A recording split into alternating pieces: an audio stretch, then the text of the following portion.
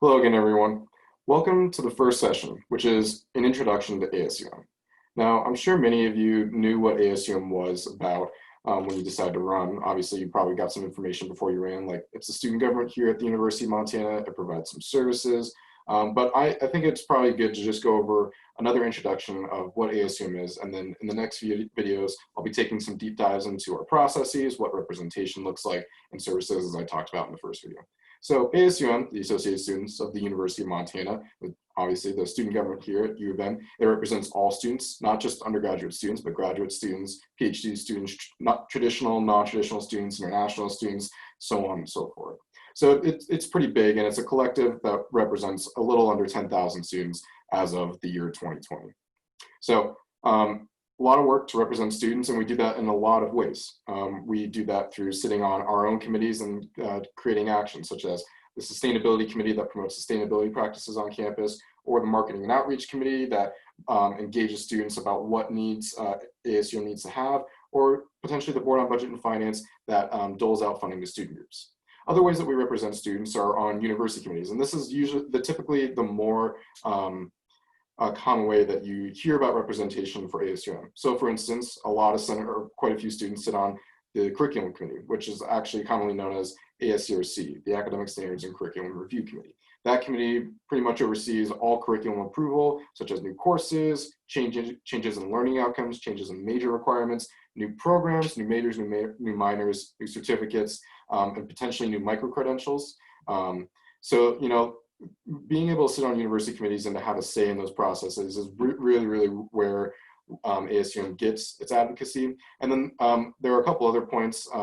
Obviously, the ASUM president gets to serve on the president's cabinet, and that's a really great opportunity for students to be represented at a high-level administrator meeting.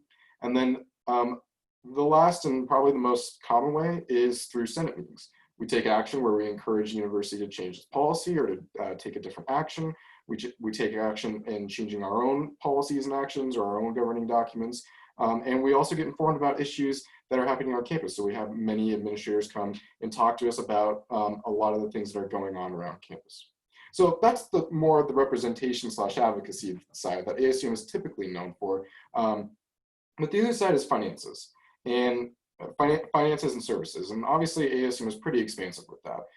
We typically have more than $1 million a year budget, and we usually have about $4.3 million in assets throughout the year when you include transportation, our reserves, the state term investment pool, and all the funding sources that we get throughout an academic year. So let me start with services. So services that we provide, obviously we provide a bunch of different agencies, but just to list them out for now, in the year 2020, it may be different from when you're watching this video. We provide the U- buses or transportation. That's very crucial. We got that in the 90s. We provide ASUM childcare, so low-cost childcare service to about 60 plus parents or 60 plus kids. Legal services, which is low-cost legal representation for pretty much most cases. The Renter Center, which advocates for student renters. Sustainability Center, and the food pantry.